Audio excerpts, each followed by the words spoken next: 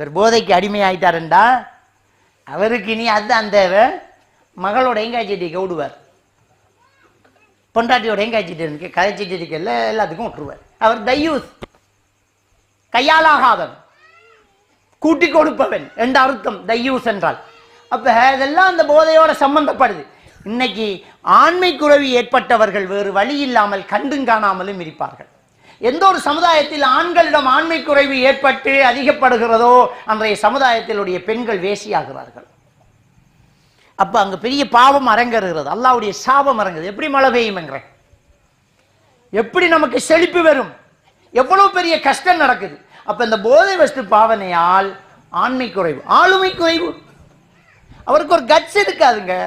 பையன் சின்ன பையன் உருக்குவான், உள்ளுப்பாப்பா அப்படி அம்மா சரி வாப்பா கண்டுட்டு போவார். இவர்கிட்ட ஏலாது, கட்ஸ் இல்லை, ஆண்மை இல்லை, ஆளுமை இல்லை. ஒரு பொஸ்ஸ கேட் கீப்பர் உருக்குவான், இவரை வச்சு விளையாடுவான்கள். அப்ப இதெல்லாம் இல்லாம போகும். மார்க்க ரீதியாக சைக்காலஜிக்கலாக இவர் மனநோயாளியாகுவார். இந்த போதை வஸ்து பாவனையாளர்களுக்கு இந்த டோபமைன் தூக்கலாக சுரக்க சுரக்க அவங்களுக்கு முதல் ஏற்படுற ஒரு சிம்டம்ஸ் ஹலுசினேஷன். காதுல ஒரு ஆள் கூப்பிட்ட மாதிரி சத்தம் கேட்க தொடங்கும். கேட்டு பாருங்க, பாவிக்கிற ஆக்களுக்கிட்ட யாரோ கூப்பிட்ட மாதிரி இருக்கு, பேசின மாதிரி இருக்கு, அதை சொல்ற ஆடிட்டரி ஹலுசினேஷன். அதுக்கு பிறகு ஏற்படும் விஷுவல் ஹலுசினேஷன். கண்ணுக்கு உருவம் தெரிய தொடங்கும். ஒரு ஆள் குரோஸ் பண்ணுது, பின்னால் ஒரு ஆள் நிற்குது, ஒரு தலப்பாவோட ஒரு ஆள் வருது, ஒரு பச்சை தலப்பாவோட ஒரு ஆள் வருது, அவுலியா வாரார். அந்த சூபித்துவ கருத்து இருந்தால் அவுலியா மகான் வாரார். மொய்தீன் அப்துல் காதர் ஜெயிலானியை இரவு கண்டு தண்ணி குடிச்சிக்கிட்டு இருந்தேன்னு சொல்லுவார். இது ஹலுசினேஷன். அடுத்தது டெலூஷன். டெலூஷன் என்றால் 100% உண்மை இல்லாத ஒரு விஷயத்தை 150% நம்புவான். நீங்க சொல்றீங்க எனக்கிட்ட எத்தனை மஹதி அலைஹிஸ்ஸலாம் வந்திருக்காங்கன்னு தெரியுமா உங்களுக்கு? நான் தான் மஹதி. நான் கிட்டத்தில் இன்னும் போன கிழமையும் ஒரு ஆளை கூட்டிக்கு வந்தாங்க. அவர் தான் மஹதி அலைஹிஸ்ஸலாமா. அவருக்கு ஒஹி வருதாம். டெலூஷன், அவருக்கு ஒஹி வரும், அல்லாஹ் கிட்ட இருந்து ஒரு தொடர்பு வரும், ஒரு வெளிச்சம் வரும்.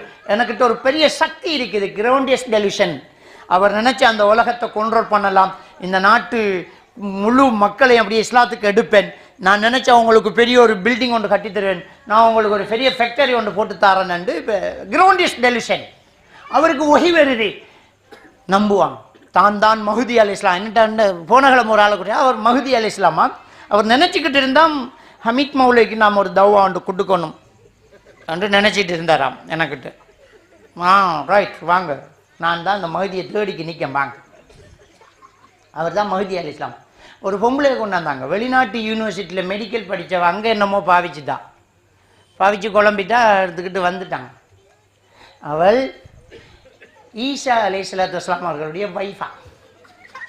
நான் சொன்னேன் ஈசா நபி கல்யா முடிச்ச கதை நான் கேள்விப்படலை. ஏன்னா சோல் எல்லாம் தூக்கி எறிஞ்சி சட்டையெல்லாம் பிக்க தொடங்கிட்டாள். விவியலை கூட கூட்டிக்கந்தாக்கள் ரொம்ப மானம் போகுதுன்னு போத்துறாங்க. நான் ஒரு ரிக்ஷா ஒரு வேலை செஞ்சேன். ஈசா நபியோட வைஃப்ண்டா தலையெல்லாம் மூடுவாங்கன்னு டக்கு டக்குன்னு எடுத்து மூடிட்டா. மாஷா இதுதான் ஈசா நபியோட வைஃப், வாங்க உள்ளுக்கு. அப்போ நாங்கள் ஆயுர்வேத மருந்துகள் கொடுப்போம், அந்த அப்நார்மல் சைக்காலஜி அதை கொடுத்து. இப்போ மாஷா எல்லாம் நல்லா இருக்கா, மெடிக்கலையும் முடிச்சு இப்போ டாக்டர் ஆகிட்டாங்க. நான் என்ன சொல்ல வரேன்டா, இந்த போதை வஸ்து பாவனையால் அவங்க சைக்காலஜிக்கலாக மனநிலை பாதிக்கப்பட்டு தனியாக பேச தொடங்குவாங்க. ஏன்னா அவங்களுக்கு காதில் ஒரு வாய்ஸ் கேட்கும், அவங்க தனியாக கதைப்பாங்க, அவங்களுக்கு உருவம் தெரியும், அவங்க கிரவுண்டியஸ் டெலிஷன் பெரு நபியம்பாங்க, அல்லாஹ் கிட்ட இருந்து நேரடி தொடர் விதிக்கம்பாங்க. இப்படியான கூத்துக்கள் எல்லாம் காட்ட தொடங்குவாங்க. இந்த போதை வஸ்து பாவனையாளர்களுடைய தாக்கங்கள் அவ்வளோ பெரிய ஒரு தாக்கம் என்ன செய்யும் இவர்களால் ஏற்படுது. அது மட்டும் இல்லை, இந்த போதை வஸ்து பாவனையாளர்கள் நமக்கெல்லாம் சேர்த்து ஒரு தலையீடியாக மாறுறாங்க. விளங்கிட்டா? நாங்கள் புத்திசாலித்தனமாக ஒரு விஷயத்தை யோசிக்கணும். திடீரென்று இலங்கையினுடைய பொருளாதார வீக்கம், பணவீக்கம், பொருளாதார வீழ்ச்சி, பணவீக்கம் வந்துட்டா இல்லையா? நம்மளோட காசுக்கு பொறுமதி இல்லை. 2500 வேண 25 கிலோ அரிசி இப்போ 5400. விளங்கிட்டான்? சில பொருட்கள் 3 மடங்கு அதிகமாயிடுச்சு. 1000 ரூபா வாங்கினது 3000 ரூபா. பொருளாதாரம் நெருக்கடியாச்சு. என்ன பணவீக்கம்ண்டா என்ன? நாட்டுக்குள்ள இருக்கிற காசு ஒஃபிஷியலா வெளியில போகாம அன்ஒஃபிஷியலா வெளியில போயிடுச்சு. வெளியில போனா பணவீக்கம்.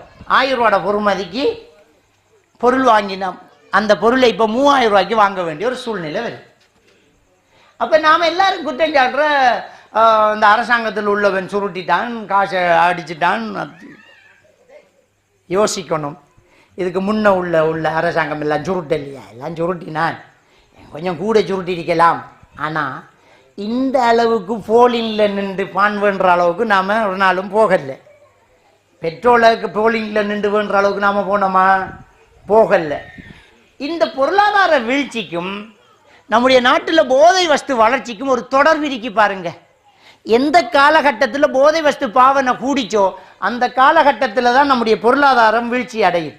அப்படி என்ற என்ன அர்த்தம் என்றால், நாம் ஆங்காங்கே கேள்விப்படுறோம் 1000 கோடி ரூபாவுடைய தூள் பறிமுதல், 200 கோடி ரூபாவுடைய தூள் பறிமுதல், 3000 கோடி, 4000 கோடி, 5 கோடி ரூபா பொறுமதியான தூள் பறிமுதல். கஞ்சா இத்தனை கிலோ, அதனுடைய வேல்யூவேஷன் 2 கோடி, இப்படித்தானே? அப்போ எங்க பார்த்தாலும் 10 கோடி, 20 கோடி, 50 கோடி, 100 கோடி, 1000 கோடி என்றா இந்த சாமான் உள்ள வந்தா பிடிபட்டது இவ்வளவு வேண்டா, பிடிபடாதது எவ்வளவு? அப்ப இந்த சாமான் கோடிக்கணக்கான காசை இலங்கையிலிருந்து வெளிநாட்டுக்கு பேங்கூடாக கொடுத்திருப்பானா, தோணியூடாக கொடுத்திருப்பானா? தோணியிலான போயிருக்கும். அப்ப காசு தோணியில போனா நம்முடைய பொருளாதாரம் வீழ்ச்சி அடைந்தானே. அப்ப நாம் இன்றைக்கு வாங்குற அரிசிக்கு விலை கூடினதுக்கும், இறைச்சிக்கு விலை கூடினதுக்கும், கரண்ட் பில்லு கூடினதுக்கும், தண்ணி பில்லு கூடினதுக்கும் தூள் பாவிக்கிறவன் தான் காரணம், விற்கிறவன் காரணம். அப்ப இவங்களால நாங்களும் பாதிக்கப்படுறோம். இந்த போதை வஸ்து பாவனையால நாங்களும் பாதிக்கப்படுறோம் அப்படிங்கிறது நிதர்சனமான ஒரு உண்மை. அப்ப இதை எப்படி இல்லாம ஒழிக்கிறது? இந்த போதை வஸ்து பாவனை எப்படி இல்லாம ஒழிக்கிறது? முதல் விஷயம், பாவிக்காத நம்முடைய பிள்ளைகளை பாவிக்கிற அளவுக்கு நாம விட்டுறக்கூடாது என்றால் பிள்ளைகளோட நாம நெருங்கி பழகணும், பிள்ளைகளோட நாம இருக்கணும்.